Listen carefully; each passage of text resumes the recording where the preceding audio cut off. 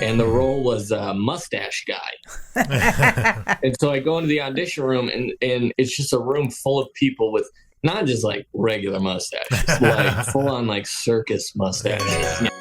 Hey guys, I'm Chris. And I'm Wendy. From ToastedMarshmallowAdventures.com. And you're watching Toasted Marshmallow Adventures Podcast. Idaho's premier podcast for comedy and entertainment. We know now more than ever, people are looking for ways to escape, and laughter is the best medicine. On this show, we talk to comedians and entertainers from around the world. So if you're a fan of stand-up comedy or just looking to take a break from life, we got you. We keep things light and fun, laughing as much as possible with occasional deep, thought-provoking moments intertwined. So if you're in a safe space, grab a cold one. Hit the subscribe button on your favorite audio platform or YouTube.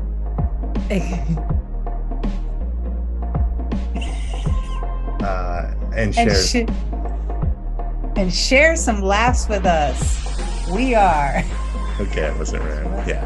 And share some laughs with us. We are Toasted Marshmallow Adventures. We don't have a hype button. No. Pew, pew, pew, pew.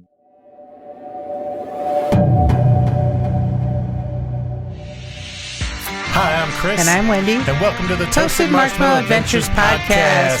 Tonight, via Zoom, we have with us comedian Daniel Eachus. This is Daniel Eachus 2.0. Welcome back to the show. Yay. What's up? And sorry about... I do feel like a 2.0. Oh, you nice. know what I mean? I've grown. Oh, good. Yes. Oh, cool. We want to hear about your growth tonight. And actually, one of our questions, this wasn't going to be the first one, but it's on the list. What have you learned about comedy since the last time we talked? Oh, should I answer that first, or should Heck I wait? Yeah. I don't. Oh man, that's a meaty question. It is. What have I learned about comedy since we last talked? The audience, the trolls, the internet trolls, they're alive and well. They're doing well. I've learned that. Yeah. Do you read all the comments, or have you stopped reading them? No, I read them, and it's funny. I'm all for if someone wants to roast me in a funny way. I'm all for it. Yeah. You got to be clever, you know. What'd they say? I think somebody said something like, this guy looks like if Steve-O had AIDS or something like that. Mm-hmm. And I was like, well, that's clever. I liked it. It was like, okay. But then you get the people who are like, that's not funny. And you're just like, why are you here? Yeah. Yeah. Well, so I don't just walk up to strangers on the street and be like, I don't like that shirt. Exactly. And then walk away. You know? It's like so stupid. Yeah. So how much of that do you think is they just want to get your attention, just kind of want to interact with you? You know what's funny? I had a buddy tell me there was one girl who did that to me. And I don't know why she did that. She's out of nowhere. It was something, the comment was something like, thanks for reminding me that stand-up comedy isn't funny at all. Which I'm like, I'm just like, do you just not have a sense of humor? Like, at least call me bad, but to be like, stand-up comedy sucks. Yeah. Okay. But I was telling that to a buddy, another comedian friend, and he was like, oh man, he goes, I bet you she thinks you're cute. That's just how girls are weird sometimes. And I was like, what? I was like, that's not true. And I told a girl about that later, and she was like, oh, I bet you that girl thinks you're cute. Whoa. And she just wants to get your attention. And I was like, what? You're the second person to tell me That is crazy. And then I went on my Instagram stories, and sure enough, she had looked at every single one of them. Wow. And you've been together 3 years now. Come out, honey. Sheesh. So I can tell you the key to dating is that don't play hard to get. It's none of that. It's just post a clip that people don't like, and you'll attract whoever you want. Yes, in a weird kind of way. Well, I think I heard Bert Kreischer or something talk about like some guys that completely come down on him And it really affects him emotionally when he reads the bad reviews and things. Like later, the guy will say, I just love you, man. I just wanted to say hi, and it's like, you totally insulted me. So. Well, that happened on our YouTube channel, remember? Oh, yeah. On our episode with Sam Tripoli. Somebody hated my laugh really bad. Said it was like almost unwatchable because of her laugh. And she went on there, she's like, I'm that lady. Yeah, because he said that lady has a terrible laugh or something. And I was like, that's me. Yeah. That's so weird. Yeah, I don't know. I don't get too down on I don't get down on myself at all, like personally or like comedically. I just get sad and disappointed in society anytime that happens. I'm like, here we have such a great tool in the internet and we're using it to I know bring out the worst in people. Yes, and they have the time. It seems like it takes a lot of time and energy. Yeah, really. Yeah. No, we don't even, when we go places and have a terrible experience or room or whatever, we don't say anything. We just... Yeah, we just were like, okay, that sucked. We probably won't stay here again. Yeah, but we don't tell feel anybody. Like I need to leave a shitty review or anything like that, Right. No. Next guy will find out on his own like we did. Yeah, exactly. Jeez. So we were supposed to podcast. What? Part of the game, I guess. Yeah. Oh, it says part of the game, I guess. Yes. Yeah. So that's what you would change is the internet trolls that are out there talking shit and aren't clever. Honestly, I feel like it just emboldens me. Like I literally wrote a bit about them. So I'm like, joke's on you guys. Nice. You're like, I'm making money off of you. Exactly. Yes. So let's talk about, now that we've unpacked all that, we were actually supposed to podcast like over a month ago in person. You and Eric Escobar were in Boise, Idaho. It's probably really good we did not even do that outside because Chris and I got something awful. I think I got first and then you got COVID, it. So yeah, but it was smart choice. It was mine lasted 2 weeks, and I got it after he got it. Yeah. So it was awful. Yeah, actually, Eric was getting he wasn't sure if he had allergies or he was sick at the time too. And I don't know if we had mentioned that to you guys or if you would cancel first. And I was like, oh, well, now it doesn't matter. But he was sick, and then he ended up getting me sick a few days later. Jeez. I guess we could have done it. We were all just exactly. Sick together. Yeah, if everyone was just sick. Yeah. But you guys went to the zoo, right? Zoo Boise. Yeah. We did. I don't know why that's become like a thing.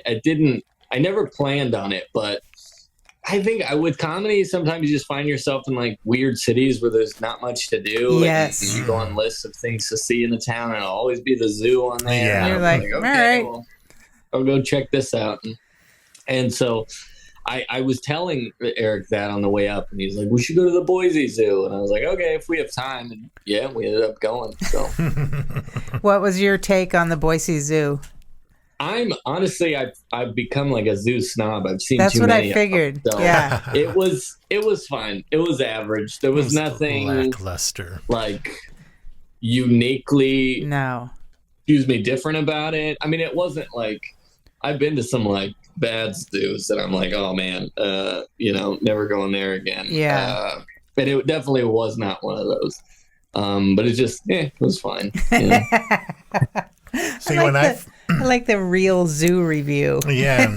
See, I'll give you a different perspective. When I first moved here, I lived in the Bay Area in California, like the San Francisco area. And the zoos there, like the Sacramento Zoo, the San Francisco Zoo, they were shit. They were just like these cement things everywhere. And I came to Boise and I was like, this is the nicest zoo I've ever been to at the time. Yeah. So there you go. Yeah, I was just in Detroit. I ended up going to the Detroit Zoo. And beforehand, I told myself, I was like, I'm not going to another zoo. I'm so tired of zoos. And sure enough, I ended up going. And that zoo was weird because it had some of the coolest enclosures I'd ever seen. I mean, their polar bear enclosure was massive. I mean, just massive, good. Which is really cool to see. And it's like what you want to see. But because of that, I hardly saw any animals. Oh. They were just out of sight. And you're like, well, I mean, good for the animals. It's more like a safari. Yeah. There's so many big animals I did not see at all because they were just hidden. Jeez. Have you ever been to the Arizona Sonora Desert Museum? I can't remember what city in Arizona. No. Oh, if you ever get a chance, it's amazing. But it's a walking zoo, and I guess they all are, but this one feels more like you're out in nature because the enclosures are massive. So it almost feels like you're on a safari, but by foot. Yeah, it's really cool though. You can be one of my favorites, because the San Diego Zoo has like two. They have a safari park also. Yeah, and I actually like the safari park a lot better. It's just like it's super well designed, and just like the enclosures are really well done, and they're just massive. Yeah, so it might not be as many animals as the San Diego Zoo, but it's still a lot, and it's like I'm a fan. Yeah. Yeah, I've never been there. Oh, really? You gotta I've been to the San Diego Zoo when I was a kid, but I've not been to this safari park. No, I haven't. I'll have to go someday. Gotta do it. Tell me all about it. Yeah, I will. Do you have reviews on your podcast? I did a zoo episode, actually. And I forget what I mentioned as the two zoos I chose, but it's probably Boise. I know there was one in Kansas near Wichita called the Tanganyika, which I'm probably butchering that completely, but Tanganyika Wildlife Park.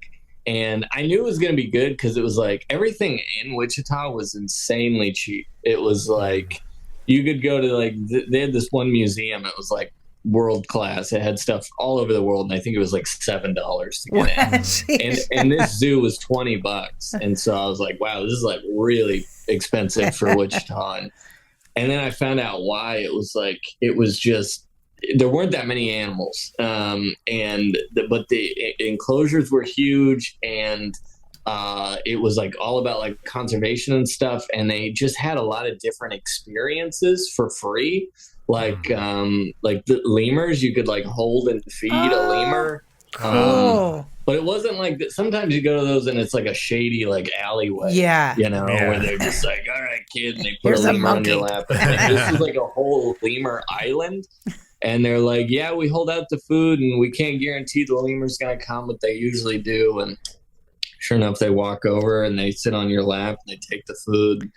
And then they leave, and I got to feed. I think you get like 3 animals that you can feed for free. One of them was a pygmy hippo, which I didn't know existed. No, I didn't either. Wow, is that a regular size? How small is a pygmy? It looked like a baby regular hippo, but they're like, yeah, this is full grown. Wow. Felt like an idiot though. I was the only one who was trying to I was by myself and I was trying to get a selfie video while I was feeding it.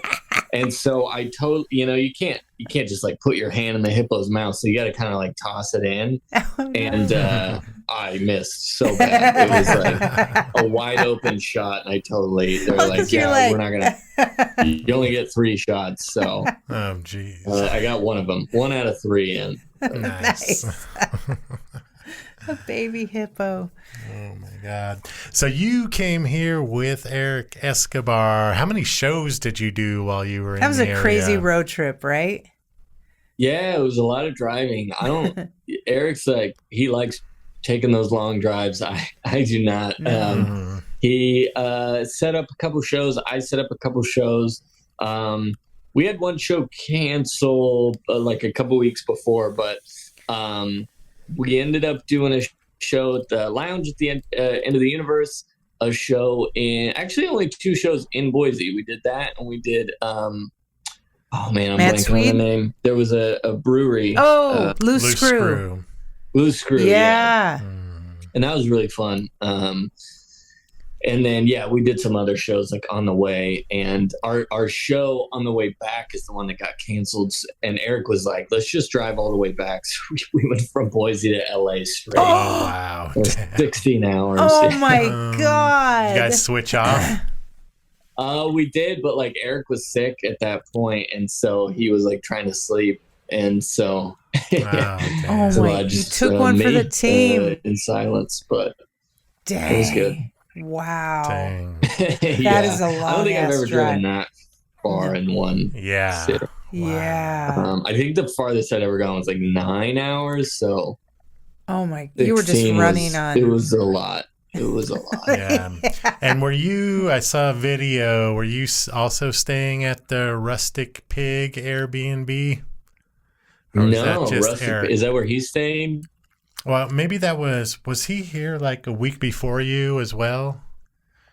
He was. Okay, maybe that's when he stayed at the Rustic Pig. It was a totally pig-themed Airbnb. I remember that. Yes. Yeah. So you didn't get to stay there, huh? No. It's funny. He was there like, I don't even know if it was a full week. It was like 5 or 6 days before. Yeah. And then he drove back and then he had to drive there again. Holy crap. Jeez. That's insane. No, not too, no crazy hotel stories or anything like that. Honestly, it was actually just like a fun trip. We didn't really have much of anything too weird happen, except at one point he got there's like a lot of auditions nowadays are like virtual, and he got a virtual audition on our long driving day. And so we had to like pull over in the middle of nowhere and hope that the internet worked. Oh, wow. And then he like real quick did an audition in the passenger seat of a car. Whoa. While I was sitting there listening, and I could hear the casting people be like, are you good right now? And he's like, yeah, it's fine. Oh, jeez. I have to do it here. Oh my God. Okay. That's a professional. I know. Did he get the gig? As far as I don't think he did. Shoot. As far as I know, but that's what you got to do sometimes. Yeah, I would think so. Yeah, definitely. Opportunity knocks. Yeah. Yeah, I had one the other day that I was like, oh, cool, good. I'm like in a hotel, so I'm like I'm good to do the audition here. But then I always forget that I don't bring tripods with me. So then I end up like having to make this makeshift, 4 chairs stacked on each other with luggage holding it up, and then it's so ridiculous. So what would an audition go like? You're repeating lines, and there's people in the room watching, and yeah, I mean, if it's a first audition, sometimes it's just like one person. God, I had one audition, when I was in Detroit, and I guess I don't know what I'm like supposed to say. I guess I can't say what it was for, but basically, I had done a commercial series recently that like I booked, and I did it and it aired and all that stuff. And the directors, I really like them. They really like me. So, recently I get this audition, and my agent's like, hey, you're straight to the final audition, which usually means somebody knows you. Yeah. And they didn't tell me. And so basically I get on the Zoom feed starts, and I'm like, that's why. It's those directors that I know. And so I felt good about that. But what I didn't feel good about was that no one gave me a script. Oh my God. And then I asked, I was like, is there a script? And they're like, oh, we'll attach it as a PDF. And I look at it, and I'm like, okay, that's my line. Got it. All right. And then we go into like the audition room, and they bring in basically an extra character that wasn't in the script. And I'm like, okay, that's weird. I'm not sure what this person's doing. And they're like, Daniel, do you think you could just like get into it? You think you're ready? And I'm like, yeah, sure. Let's do it. And they're like, all right, action. And my character's supposed to have the first line, but this third character, who I didn't know, just starts going off on like a monologue. And I'm sitting there like, I don't know what's going on right now. Jeez. And so I was just waiting. All these people, it's the last audition, so there's like 20 video screens, like all these like directors and clients, everyone's there watching, and I'm just sitting there like, I have no idea what's going on right now. And there's another girl who's like my scene partner in there, and she, I could see her in the screen like looking at me, and I just guessed the whole thing. And what was so weird is that when they cut the scene, the directors gave the two of them notes, and they didn't tell me anything. And I don't know if that was supposed to make me feel better, but I felt so much worse. Wow. So you have no idea. Wow. Yeah. It was one of the weirdest auditions I've ever done, because we did that 3 times. And each time it was like they'd be like, okay, they'd change things for the other characters, and then they'd be like, okay, go ahead, and I'd be like, I don't even know what we're talking about. Wow, that is terrifying.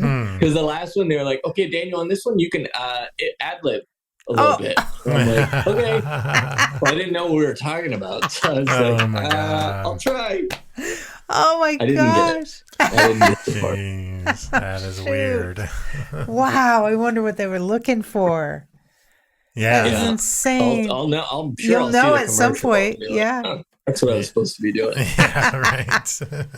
And so do you learn to just let that fly? You just go, all right, next, you know? Oh, yeah. In terms of like gigs, yeah. It was really hard getting into, because I do a lot of commercial acting, and it was really hard getting into it because it's such a different world than stand-up, in the sense that like you stand up, you get instant feedback. You know, it's like if a joke works, you know, if a joke doesn't work, you know, and so you go home and you fix it or whatever. With those like commercial acting, every single time you finish the scene, and then the director, casting person just goes, okay, thank you, and then that's it. Wow. And I look back on all the stuff I've gotten and all the stuff I haven't gotten, and every single time that's the reaction. I have no idea like what I'm doing well or what I'm not doing well. It's weird. Jeez. There was one, I'm not sure, I don't think I told this on the last one, but stop me if I did. There was a commercial audition I did for it was a Marvel game.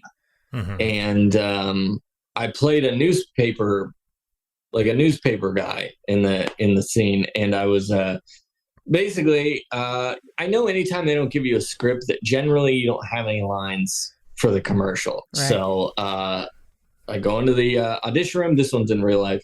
I go into the audition room, and they're like, okay, let me explain what you're doing. Basically, you're sitting in a car, and when we say action, you're going to be driving, and you throw a nnewspaper out the window to the house. Right. And I was like, okay, easy enough. So he's like, obviously, we don't have a car in here, so you're just going to sit in this chair, and you're going to throw it that way, to your left. And I'm like, okay. It goes action. And I'm just sitting there driving, and then I just... a fake, and not even, I have nothing in my hand. I just pretend to toss it. And he goes, cut. He goes, okay, great, thank you. And I just left, being like, I don't know. Wow. What I did. And then I got a call back. Wow. Because you're good at great. Come back. And I was like, okay, cool. So I go to a second audition. Did you practice? Like, clearly they're going to tell me more things this time. So I go into this audition room. They're like, hey, Daniel, you remember what you did last time? And I was like, how could I forget? Yes, I do. And they're like, okay, let's start with that. So they say action, throw the newspaper out the window. And they're like, great, cut. And then he turns to the director. He's like, do you have any notes? And he was like, no, that was good. Let's try that one more time. And I'm like, okay. And they say action. I do it again. They say cut. And then they're like, okay, you can go. And I'm like, thank you. And then I leave. And then my agent calls me, and he's like, hey, you're on a veil, which means like they chose you and probably one other person. They're like, you're on a veil. They loved you. And I'm like, great. This is perfect. And then 2 days later, I get a call from my agent. They're like, hey, they chose the other guy. So, damn it. So apparently I'm the second best at miming throwing a newspaper. But I could have been a little better, and I don't know how. You should have been an understudy of an actual paper boy. Does that Maybe just... I should have done one overhand. Oh, there you go. That has to just come down to the look they're going for, right? At some point. Yeah, that's what's so ridiculous. There's so many times where I'm like, they could have just looked at a picture and been like, come on in. Yeah. You got the part. Yeah. You know? Yeah. So how much time does something like that take out of your life? You know, you have to drive there in LA. That sucks, right? You got to sit in traffic. Yeah. You drive there. You sometimes wait in a waiting room for 45 minutes and then you leave. Wow. Nowadays, it's better with virtual auditions because you're like, cool, I could, just set. I don't have to. I could do it on the road. I could do it in a room. I don't have to drive. So it takes a lot less time, and that's actually been a really great thing to come out of the whole COVID era. Yeah. And it seems like that's staying. They finally realized, like, hey, we don't have to rent these audition spaces anymore. Yeah. But it's still, you end up getting, just weird.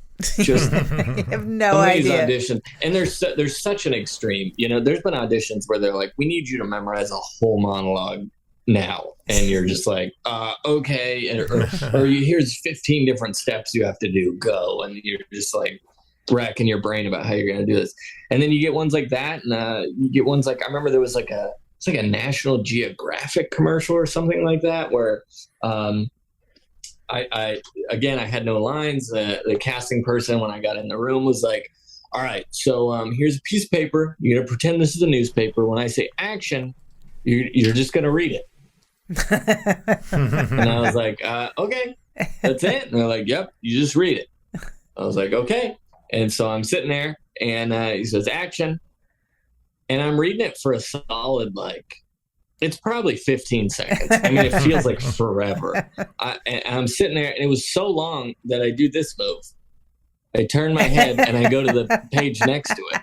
Yeah. And then he goes, cut. Can you just look at the one side of the paper, please? Weird. I was like, all right, I guess somehow that ruined. You were too fast of a reader.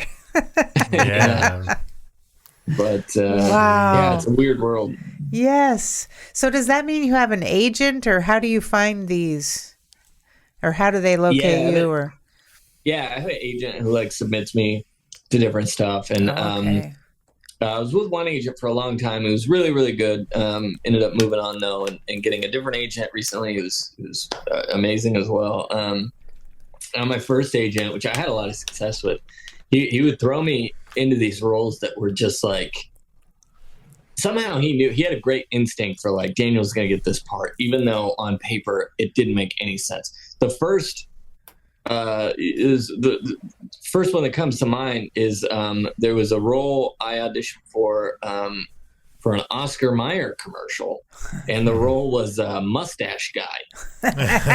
And so I go into the audition room, and it's just a room full of people with not just like regular mustaches, like full on like circus mustaches, the twirly ones, and just like ones that like you would imagine. This was like the Comic-Con of mustaches in this room, And I look ridiculous. I'm like completely clean shaven, which is how I go into all auditions, because that's how all my headshots are. And immediately everyone's looking at me weird. And sure, I go into the audition room, and the casting person's like, you don't have a mustache. And I was like, I don't know. My agent submitted me. And they're like, okay, can you grow a mustache? And I was like, in how long? And I was like, never mind. Let's just do the line. And I do the line. Sure enough, I end up getting the role. And I remember showing up to the shoot at just being like, yeah, so what am I playing? Because what happened? Do I wear a fake mustache? What happened to mustache guy? And they're like, oh yeah, we just changed the part. We decided we'd go with you, and you're going to be nerd guy now. Oh, great. Which was a little offensive, because I'm like, you just made that up based off me. So you didn't have to call him nerd guy. You could have just called him guy. Yeah, smart guy. Hat guy. Yeah. Sheesh. That's crazy. That's real. Yeah. I mean, we hear about stuff like that. But it is always strange going in the room where everyone looks the similar, same. Yeah. That was one thing, like, before all the virtual auditions, you would go, there'd be this just like massive just audition where there would be like 10 different auditions going on at once, and everyone would be sitting in sections based off the commercial they were doing. And it was always so funny anytime you'd walk into one and they were doing a Santa Claus audition, because you just see like 30 people who look like Santa Claus sitting next to each other. Jeez, it's always so weird. I remember when there was an Elvis impersonator. Oh God! See all these Elvises. Oh my God, it's funny, but it was weird going into them and going into the auditions where you're like, wow, all these people think these people look like me, and it's never flattering. Yeah, that's true. Yeah, that would really make you know things about yourself. Really, like, oh, I'm like that that's guy. Me, huh? Yeah, great. I'm nerd guy, I guess. Yeah. Jeez. But it served you well, right? Yeah, weirdly, I don't know what I'm doing. I never get all of the feedback's always, oh, great, thanks. So Perfect. I don't know what I'm doing well, and I'm just going to keep doing whatever I'm doing because it's working. It's working, yeah. You're making a living. So is the agent for comedy as well? No, I had different agents for different things, but okay. Yeah. Interesting. Well, I didn't know any of this. Yeah, I didn't either. Before we go any further, let's talk about Where's Daniel? Yes. I just watched your special today on YouTube. It was awesome. When did you film that and where at? Yeah, I recorded this, let's see, April, maybe it was March. No, it was the end of March. I don't know. Anyway, it was this year, a few months back in Tucson, Arizona at Laughs Comedy Club. It was sort of like, I mean, obviously, this is my second, recorded as a stand-up album, but obviously they filmed it also mostly for clips, and then they put the full video out on YouTube, which is probably what you saw, but most of it is for like the album side of it, the audio that is for, like Sirius XM and iTunes and Amazon and all that kind of stuff. But I feel like, it was obviously the first album I did, Carry the Pillows, like meant a lot just because it was the first album, and I'd spent so many years just coming up with all that stuff.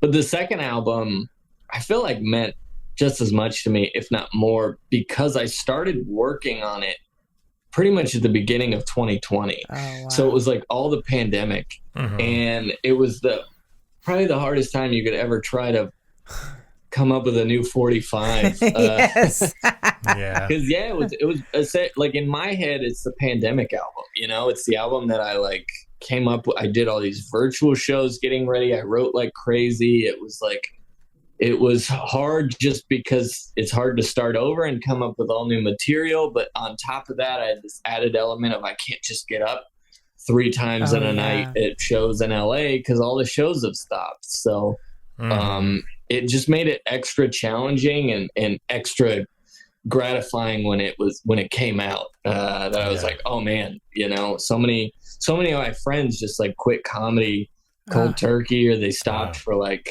a year or two, and I worked extra hard and it paid off. Like I have an album to show for it. So Now you have 3 out, right? 3 albums, 3 specials. 2 of them, yeah. Okay, there's the dry bar, right? Special. Don't Be Skinny, I believe. What's that? Is it Don't Be Skinny? Is that the name?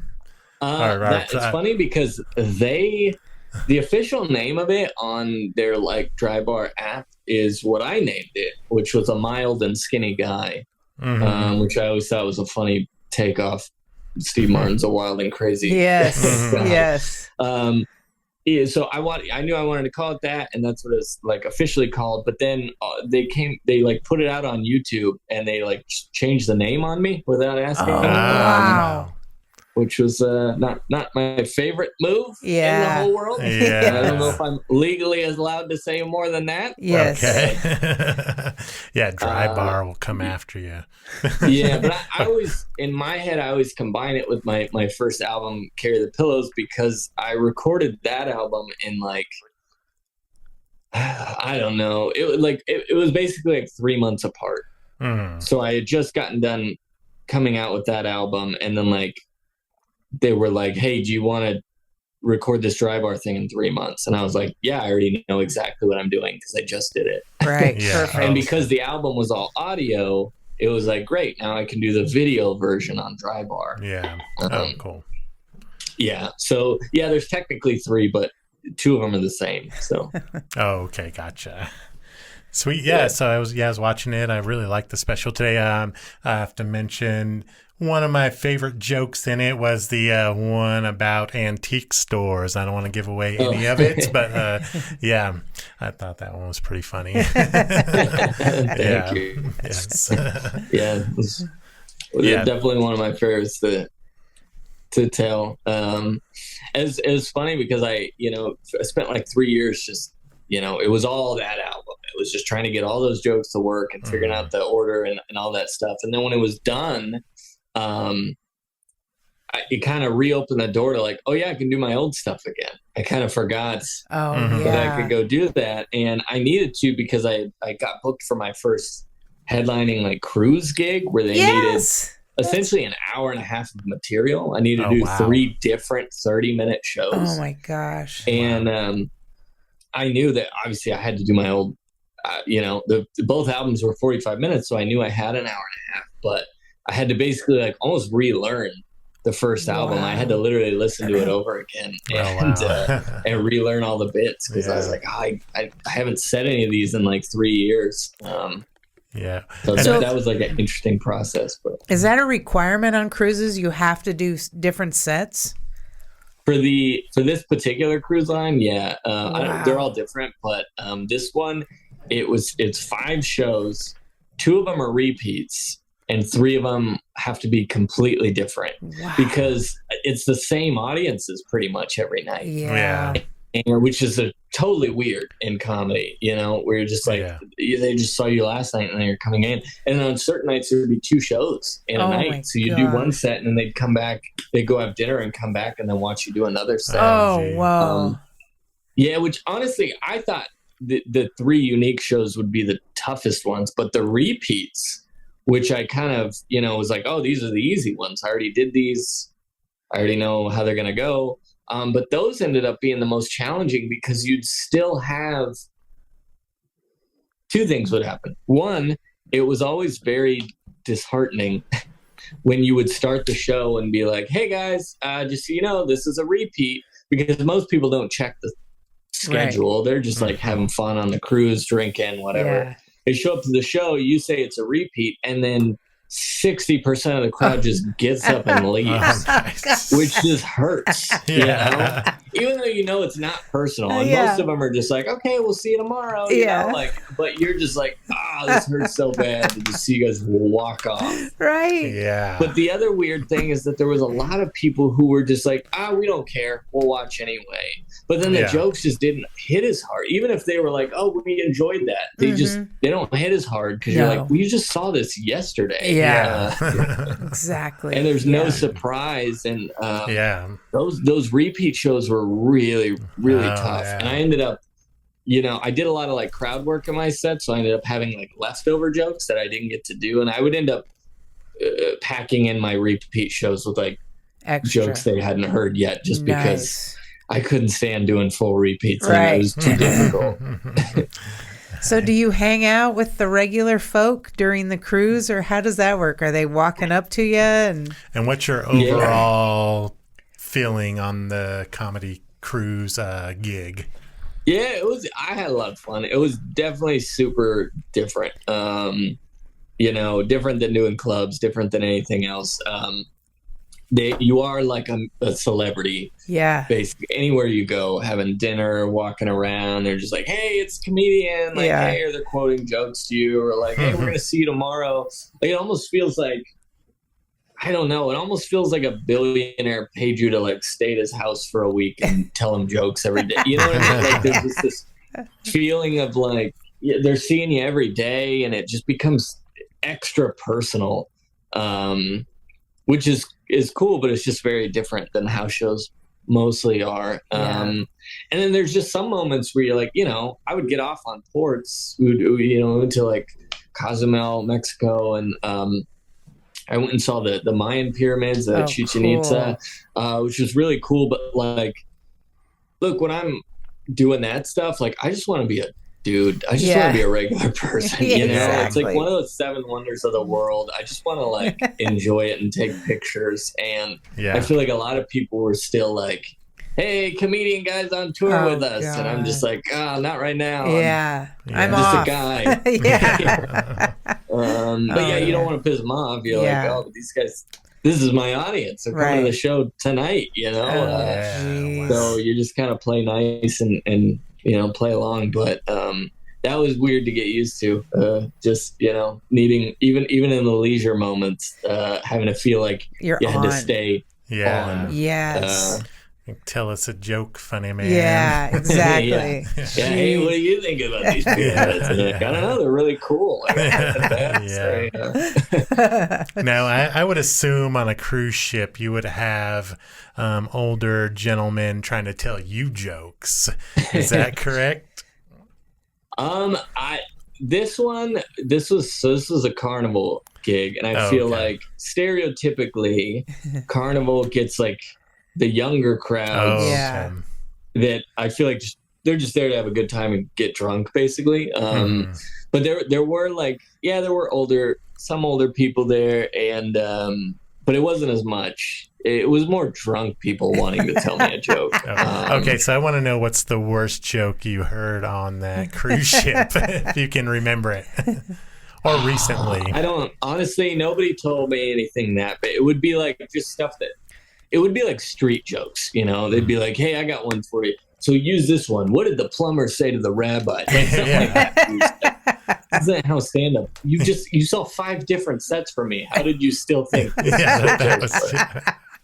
But I do know one of them that happened to me, not on the cruise, that I'll never forget because I'll never forget it. But I was in New Mexico. This was like 5, 6, 7 years ago. And I finished the set and I'm selling merch after the show. And this lady basically runs up to me and beats everyone there before they can get there. And I thought she's there to get merch. And she's like, hey, I got a joke I got to tell you. No. And I was like, oh, okay. And as she's telling me that, people are coming up trying to buy merch, and I'm trying to make the sale. Yes. So I'm like, do you mind? I was like, okay, do you mind? Can I, let me, deal with the merch line, and then I'll talk to you after. And she's like, okay. And I thought in my head, she'll leave. I'm going to take my time with these merch people and talk to them. And she stuck around probably 20 minutes. So, so I was done with that. So I was like, this better be good, So everyone's gone. It's just her and I. And she's like, all right, so this joke, this just happened to me. And I was like, I have to tell you. I was like, okay, yeah, what is it? She's like, so before the show started, I was in the restroom. And I was like, okay. She's like, I was in the restroom and I put those, the seat cover thingies on the toilet that, the toilet paper type thing that you put on the toilet seat. I'm like, yeah. She goes, I put it on there and then it fell in the toilet. And I was like, uh-huh. She's like, yeah, you got to use that in your ass. I was like, that's it? What? She's like, yeah, you got to say that. Oh my gosh. How did you get out of that one? I was like, yeah, that's pretty good. That's pretty good. I'll see what I can do. But see if we can add a punchline. I don't know what's worse, the joke, the quote unquote joke itself, or the fact that it's always the people who are like, you were great, and then they tell you the worst joke ever, and you're like, what does that mean about me? Yeah. Because you said you liked my stuff. Exactly. Also. Yeah. So now I'm concerned. Yeah. That's it's funny too, because sometimes I used to do it more where I would just flat do a lot. I still talk about being skinny, but I used to do a lot more where I would have a lot of jokes about being really skinny, and I would get a lot of people coming up to me afterwards, just basically insulting me. Oh. But they'd be like, "Oh, hey!" I remember one guy being like, "I got a joke for you. I got a joke for you. All right." Yeah, how did he put it? He was like, you could say this on stage. You could say, I'm so skinny, I can't even lift a gallon of milk. And I'm just like, okay, great, thanks, man. Yeah. That's true, yeah. You basically just insulted me and left. Oh, my God. Geez. That is funny. Human behavior. Yeah, it's ridiculous. So would you do another cruise? Yeah, I would do it. I don't want to be. I have friends who will go out for in fact, one of the comedians who was getting off when I was coming on, I happen to know him, and he'd been doing it for 3 months. Wow, wasn't Alvin Williams? Was it? That. I would go crazy because we stay in the crew quarters, and it's there's no windows, and you just kind of start going crazy a little bit, just being in this metal box, essentially. It is wild.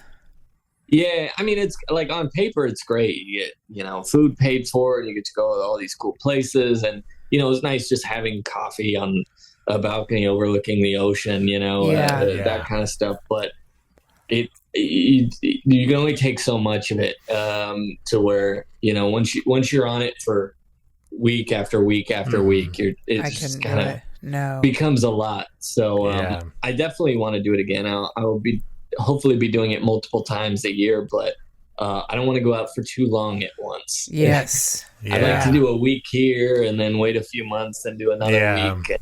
I don't want to combine it and go out for a month. You don't want to be the cruise ship guy. Yeah. But it is changing. I think, in my head, at least, especially when I started, cruise comics were a certain way. They wear a suit and they did one-liners and that kind of stuff. And I think now I know a lot more comics who, have some like, Comedy Central credits or whatever, who are younger, doing cruises. And I think they're trying to do that a little more. They're trying to like modernize it and be like, no, we want this to feel whoever's doing clubs, we want them doing cruises also. It's not a different act. It's all the same. And so it feels different now. The shows are really fun. Cool. Do you have to censor yourself? I mean, you can't. There's no swearing, right? It has to be for everybody, or can you do a 21 and up show? Or so I actually had the opposite problem, which no one really deals with.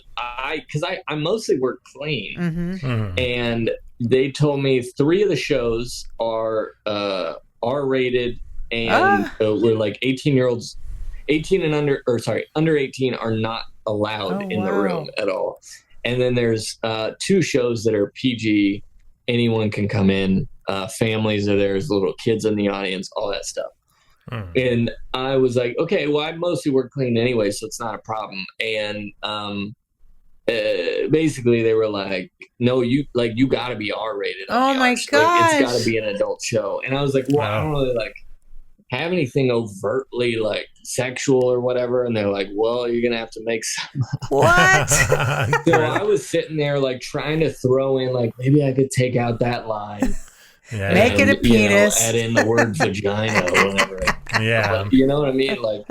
It was weird. I just would throw in cuss words for no reason. It was weird. It was really weird. That is strange. I know. Yeah, because I've always heard the opposite, that you had to be for everyone, the grandma and the young person. So that's interesting.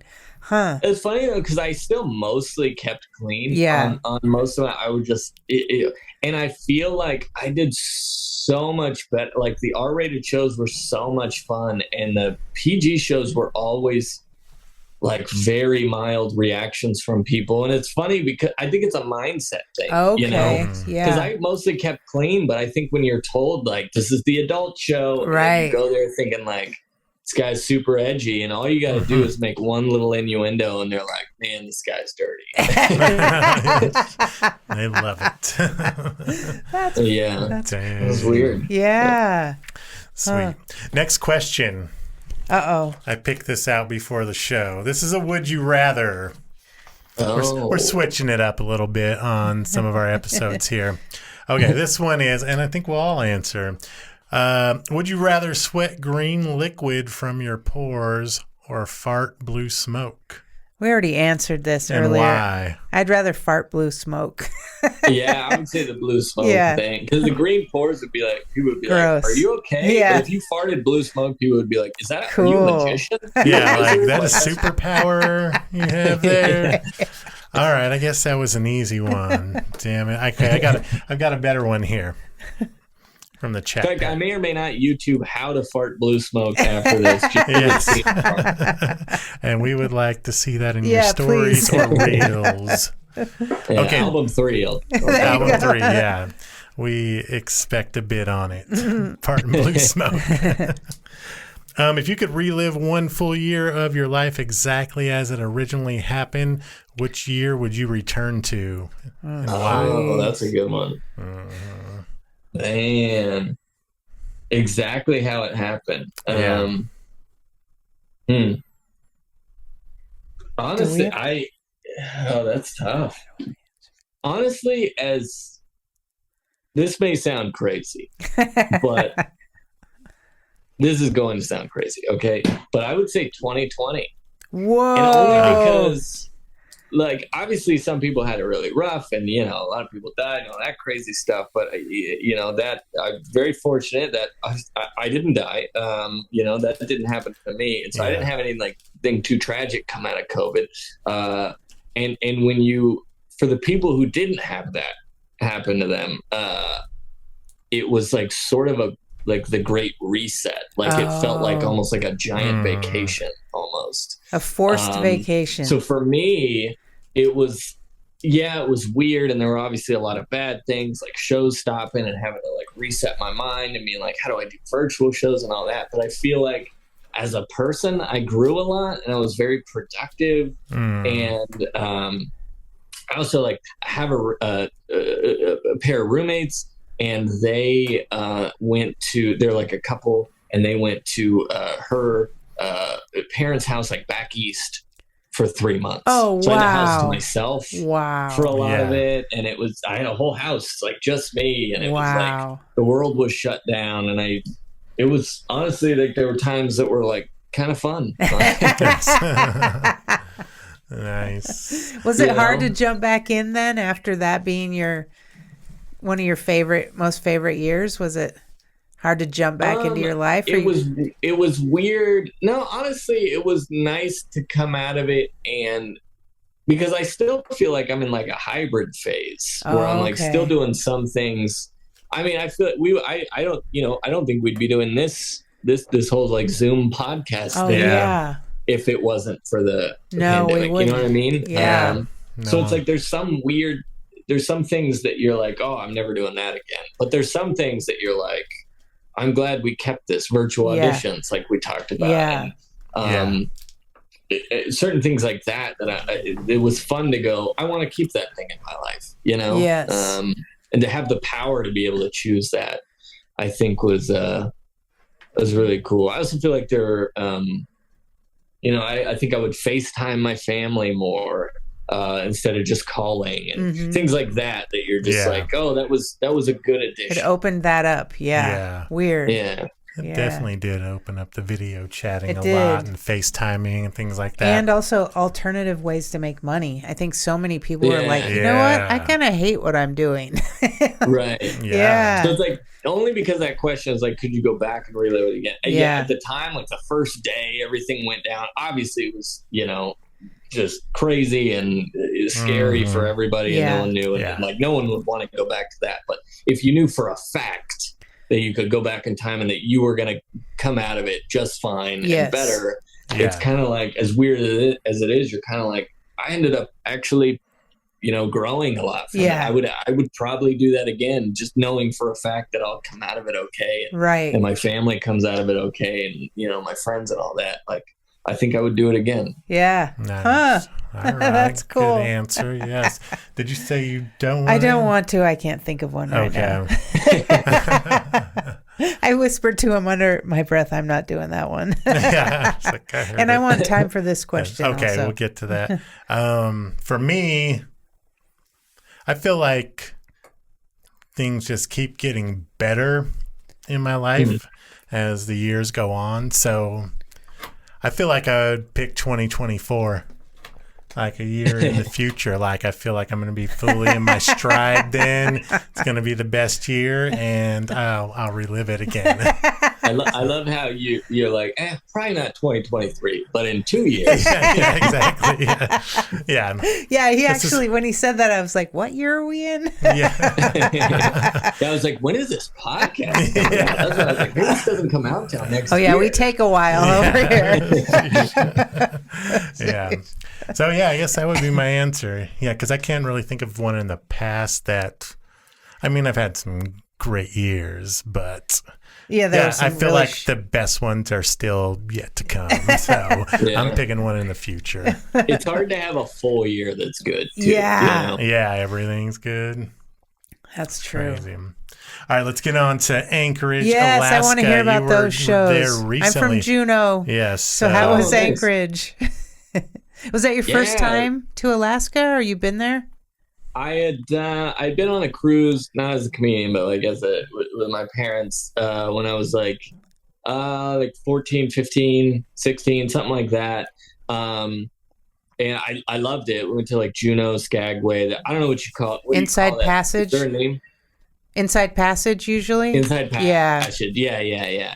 So that area. And yeah, I'd technically gone to Anchorage, but it was literally like we departed the ship in Anchorage, immediately got on a shuttle to an airport and flew out. Okay. So I really had never been to Anchorage before, for one. And two, I had never been there to Alaska as an adult. Yeah. And then I'd never done comedy there. So it still felt new. And I mean, the parts I remember about Alaska, just like how pretty it is and all that, were obviously still true and all that. But there were so many other things that I felt like I got to appreciate more, experience in a different way. The company who like put on the show, they were just super nice and drove me all around and took me to like a not quite a zoo, but a wildlife reserve. And just, took me to lunch at all the lunch and dinner at all the local places. So I didn't have to, guess or whatever. Yeah. So I feel like I really got to see Anchorage for what it was. But I mean, I love Alaska. I really hope I get to go every year. I planned going in the summer just because he offered me the full year and I was like, why? That is insanity. Of course I'm going in July. Yes. Going any other time. But after hearing about everyone talk about it and after hearing about like the culture of how it is in the wintertime and how it apparently like shows are just packed in the winter. Oh yeah. Because like everyone just wants stuff to do. Yes. I kind of want to go. I kind of want to. That'd be cool. Like a December trip, one of these, just an experience. Yeah. Because if it almost seems like it's a different world in the winter than it is the summer. Yeah. At least in Juneau, it is pitch black until 9 a.m. and then it's pitch black again at 3 p.m. So you have 6 hours. Kind of like go. Yeah, it's insane. Yeah, so a comedian. Well, we went to Juneau a couple months ago and we were going to try and interview a comedian. We could not find one comedian in Juneau to talk to. Yeah. But some friends of ours from here, Nate Ford and Tanya Cope, they put on a show in Fairbanks. And Catch a Can. Catch a Can that they said was huge because people just desperately want some comedy. So nice. Yeah. That's really cool. I hope you get to go back. Love that area. Yeah. Well, is there anything that you want to tell us about that we haven't asked you? Upcoming shows. This one will be out in about 3 weeks. What do you got going on? Obviously the album's out. Follow me on social media at Dan Eachus, the word each, the word us. I put links everywhere to it, so it's kind of hard to miss where you can find the album. It's called Where's Daniel, but you can also just search Daniel Eachus and it'll pop up that way.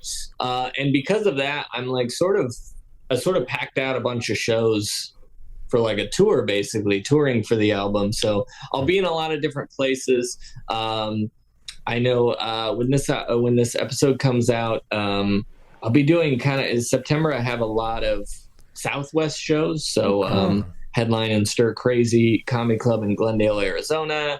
I'll be in Pine Top, Arizona, doing a few shows in 3 shows in New Mexico, Albuquerque, Mescalero, and I wanted to say Fairbanks, not Fairbanks, Farmington, New Mexico.